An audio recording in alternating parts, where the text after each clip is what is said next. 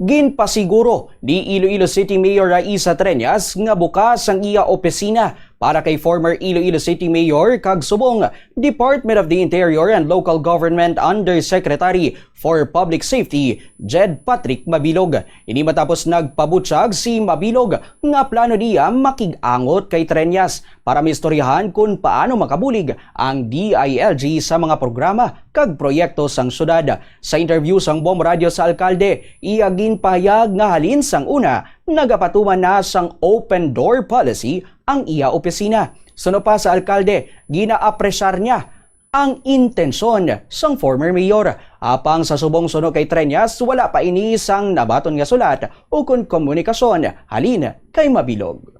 Ever since ang aton opisina, open door policy gid kita sa tanan. Naka-receive ka naman dito. Okay. Si Mayor Raisa Treñas.